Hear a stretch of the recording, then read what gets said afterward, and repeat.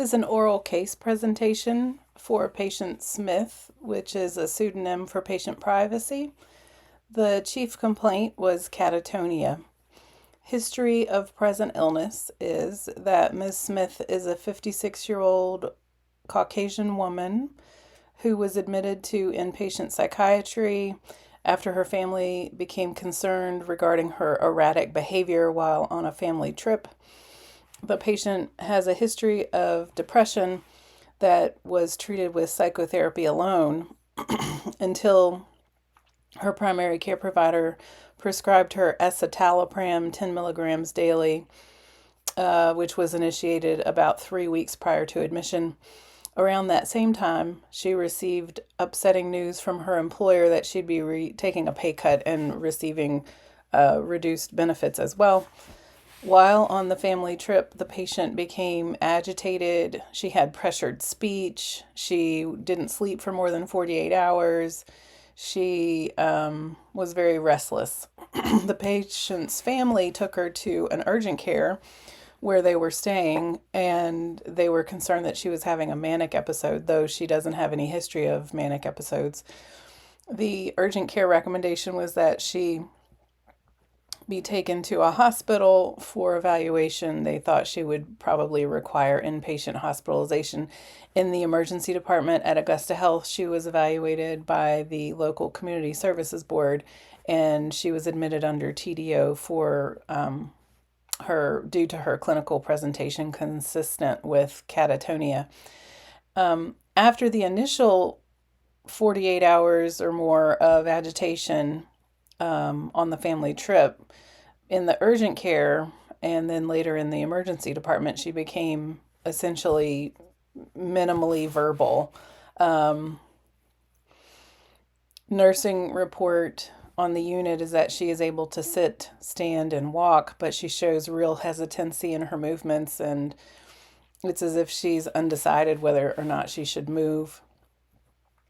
She's been isolating in her room and has not eaten any meals since arrival on the unit more than 24 hours ago. She has been observed drinking water when staff have brought water to her room, and she slept well overnight. Past psychiatric history is that there is history of major depressive disorder, but no history of hospitalizations previously, and she's not had any known suicidal ideation and no previous suicide attempts.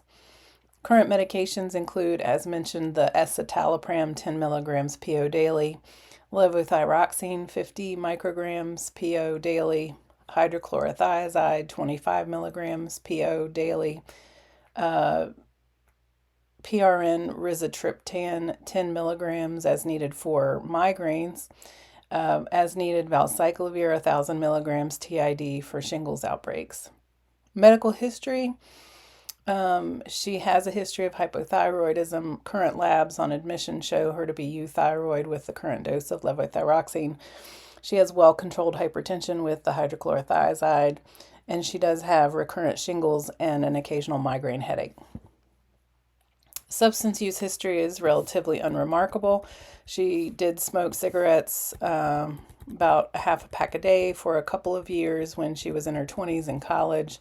She occasionally drinks a glass of wine with a meal, and there's no history of recreational drug use. Family history is provided by her husband. He is unaware of any family history of psychiatric illness in any first degree relative. Neurological history, she had a brain MRI on admission, which was negative for any chronic or acute abnormality.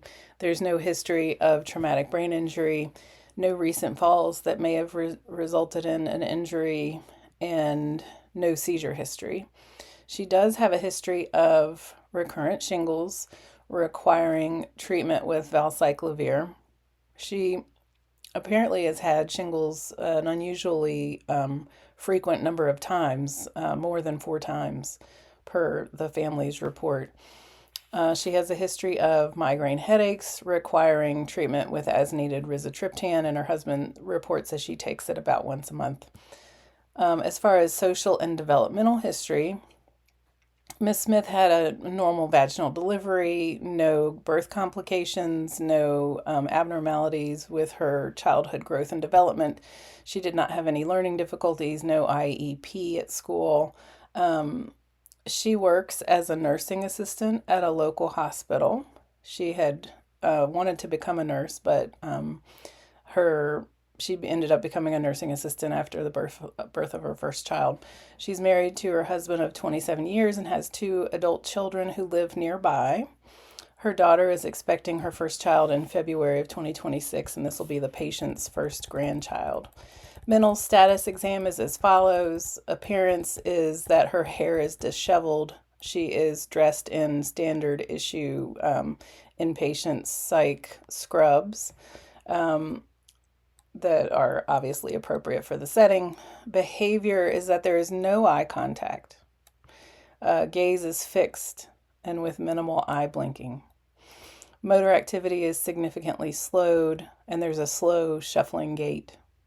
Speech is slow and significantly delayed when asked questions. It takes a very long time to answer with 1 or 2 word answers. There's poverty of speech. Mood appears to be depressed. Affect is flat and restricted.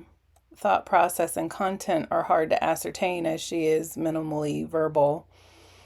Perception is also hard to ascertain as she's minimally verbal, but she does not appear to be responding to any internal stimuli.